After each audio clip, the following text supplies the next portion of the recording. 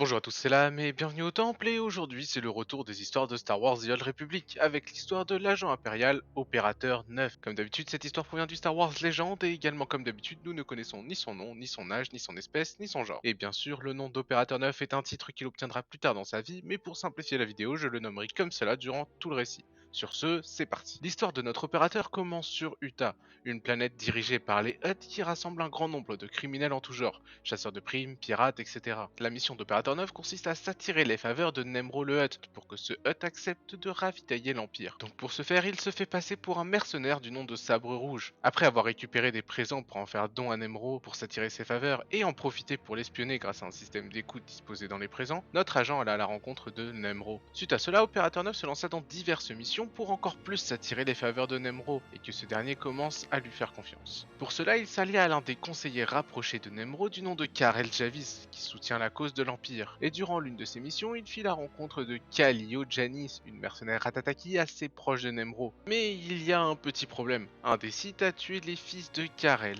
Et si Karels l'apprend, il refusera de convaincre Nemro de traiter avec l'Empire. Notre agent fut donc envoyé assassiner Karels avec une technologie de brouillage républicaine, pour que Nemro associe cette attaque à la République et donc soit plus favorable à traiter avec l'Empire pour se venger. Une fois cela fait, il retourna dans ses appartements et vit Kallio qui l'attendait, qui avait compris que ce n'était pas la République qui avait tué Karels, mais bien notre agent. Le chef d'Opérateur 9 du nom de Cerber contacta par holo notre agent et proposa à Kallio un poste au sein de l'Empire, qu'elle accepta. Après cela, Opérateur 9 fut envoyé infiltrer le repère de Fartra, divulguer une fausse preuve accusant la République d'être de collision avec Fartra, le rival de Nemro, pour que Nemro ait une rancune supplémentaire envers la République. Vous avez vu, on cherche à bien enfoncer le clou quand même. Une fois cela fait, Nemro se mit comme prévu à échanger avec des émissaires de l'Empire pour se renforcer. La mission de notre agent sur Utah est donc réussie, il reçut l'ordre d'aller sur Dromunkas, la capitale de l'Empire Sith. Mais sur la route du spatioport, Opérateur 9 apprend que le véritable sabre rouge est arrivé sur Utah, et donc pour ne pas griller la couverture de notre agent et corrompre les négociations entre Nemro et l'Empire, il faut éliminer le véritable sabre rouge, ordre que bien sûr notre agent exécuta. Une fois le véritable sabre mort, notre agent peut cette fois vraiment partir de Utah et rejoindre Dromunkas. Une fois arrivé sur Dromunkas, Opérateur 9 fit la rencontre de Dark Jadius qui le choisit personnellement pour effectuer une mission suite à sa réussite sur Utah. Mais avant ça, Cerber nous donna une description très intéressante du rôle des services secrets de l'Empire. Ce travail n'a rien de glorieux. Nous sommes des éboueurs. Nous nettoyons derrière les militaires et les sites. Nous faisons ce que personne ne veut faire.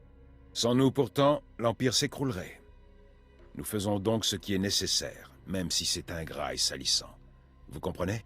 Et reçut les ordres de la mission de Jadus, éliminer des terroristes qui cherchent à renverser le gouvernement de l'Empire Sith. Et certains de ces terroristes occupent des postes très haut placés. Notre agent fut donc envoyé éliminer l'un des chefs des anarchistes pour récupérer des informations. Il découvre le but des dissidents, faire sauter toute l'énergie des cellules de Dromungas et les rendre vulnérables à n'importe quelle attaque. Notre agent fut donc envoyé au Temple Noir car c'est en dessous de ce temple que se trouve la seule cellule énergétique de l'Empire non protégée par l'armée, à cause des phénomènes liés à la force dans ces lieux. Lors de son retour de mission, Opérateur 9 apprend que le Dominator, le vaisseau de Dark Jadus, a été attaqué et détruit. Notre agent fut donc envoyé traquer les responsables de l'attaque pour en découvrir l'origine. Et après ses enquêtes pour savoir qui était à l'origine de l'attaque, le chef des dissidents surnommé Aigle envoya un message à tout l'Empire. Notre agent fut donc chargé d'éliminer toutes les cellules des dissidents dissipées à travers toute la galaxie et fut officiellement nommé Opérateur 9 et reçut un vaisseau pour mener à bien ses opérations.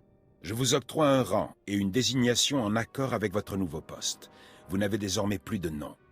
Vous ne répondrez qu'à celui d'Opérateur 9. Avec le rang viennent certains privilèges, comme par exemple un certain degré d'indépendance opérationnelle.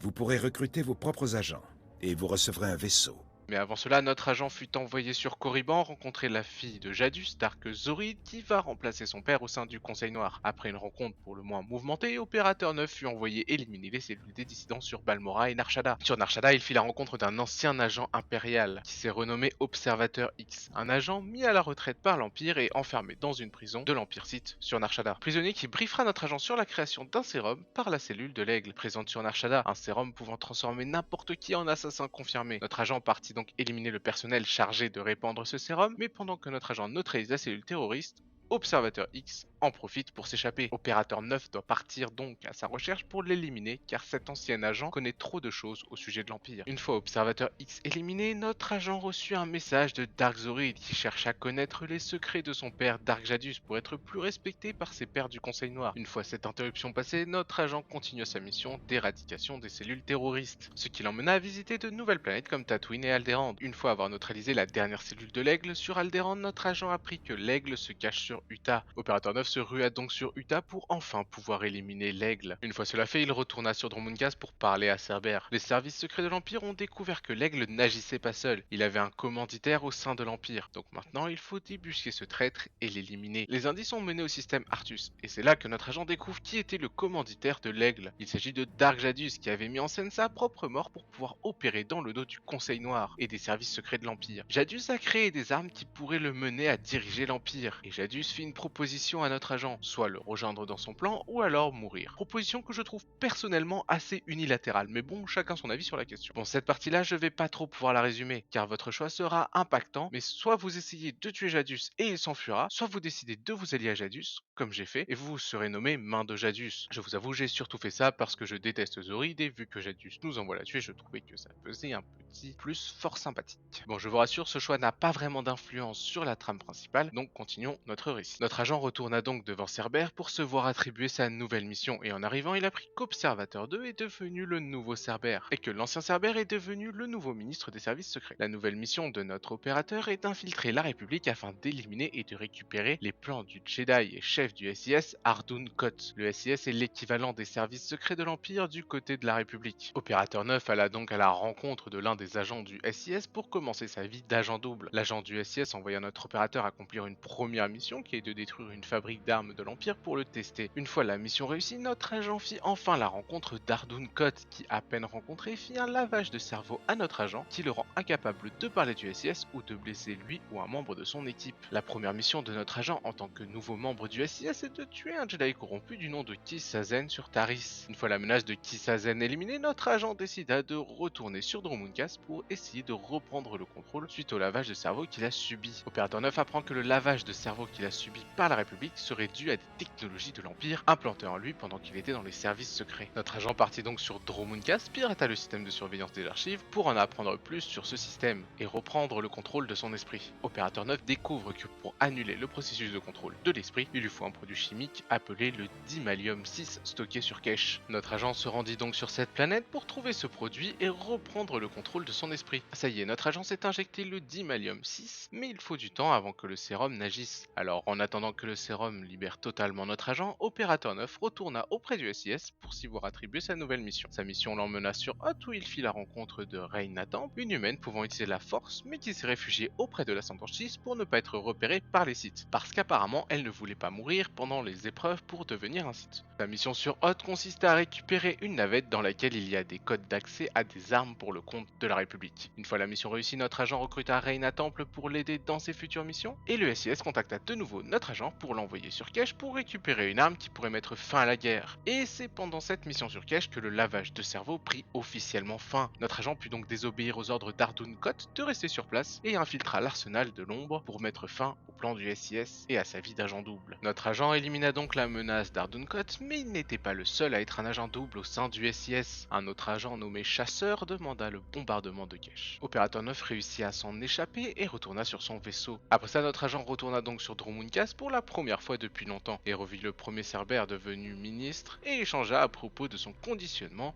et de ce fameux agent nommé Chasseur. Agent qui n'a laissé aucune trace de son existence, ce qui laisse penser que notre agent est sous les ordres d'un commanditaire qui arrive à manipuler la guerre. Opérateur 9 partit donc chercher des indices sur ce fameux agent nommé Chasseur. La trace des conspirateurs le mena sur Belsavis, où ils y ont établi un quartier de sécurité. Notre agent fut donc envoyé connaître les secrets de ce camp et pourquoi ils l'ont installé ici. Mais le quartier des conspirationnistes est protégé par un système du nom de Scorpion qu'il faut désactiver pour infiltrer la base. Le système étant désactivé, Opérateur 9 peut donc désormais se rendre à ce fameux quartier d'hypersécurité. Une fois arrivé, il fit la rencontre du droïde Scorpion, un droïde très sophistiqué programmé pour une seule chose, évoluer. Notre agent reprogramma et brida ce droïde pour s'en servir, pour récupérer toutes les informations sur la conspiration. Par la suite, la base de données de Scorpion fut en totalité envoyée au service secret. Mais parmi ces données, il y avait un message. message qui contenait un piège pour neutraliser les observateurs. Les observateurs et donc le nouveau Cerbère dans le coma, notre agent poursuit quand même son enquête contre les conspirationnistes, ce qui le mena sur Voss, où l'un des alliés de chasseurs est devenu une légende sous le nom d'Homme Lumière parmi les Voss. Donc notre agent doit découvrir qui est cet homme et son implication dans le conflit. Pour les besoins de son enquête, notre agent doit devenir un Voss, et le seul moyen de se faire, c'est par le mariage. Donc une fois devenu Voss, notre agent peut accéder aux sculptures sacrées, continuer son enquête. Opérateur 9 put donc finir sa mission sur Voss et récupérer toutes les informations de l'Homme Lumière. Cependant, à cause du tournant dans la guerre où la République se voit de plus en plus vainqueur, l'Empire décida de suspendre les travaux des services secrets et de réaffecter des agents sur le front. Opérateur 9, lui, fut réaffecté aux forces terrestres sur Corellia. Une fois arrivé sur Corellia, Opérateur 9 fut assigné à la brigade de Razer. Non, pas celui-là.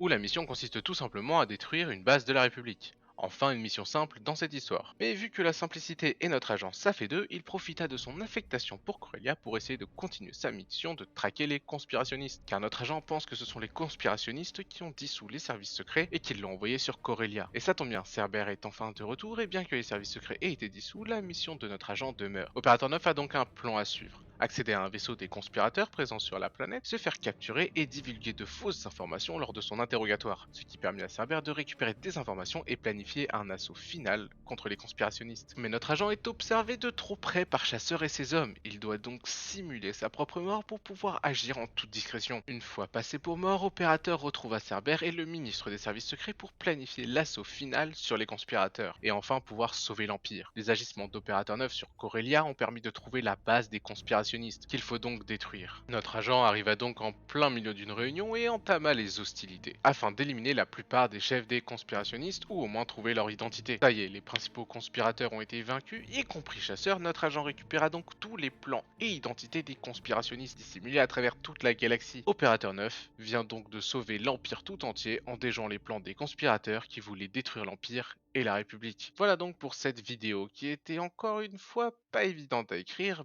bien plus que celle de la furie de l'empereur, et j'ai dû simplifier énormément de choses, donc si vous voulez ajouter des précisions en commentaire, je vous laisse faire. Je pense que la prochaine histoire sera celle du contrebandier, j'ai besoin d'une histoire très simple à écrire. Sur ce, moi je vous laisse, je vous dis à la prochaine, et n'oubliez pas que la force soit avec vous.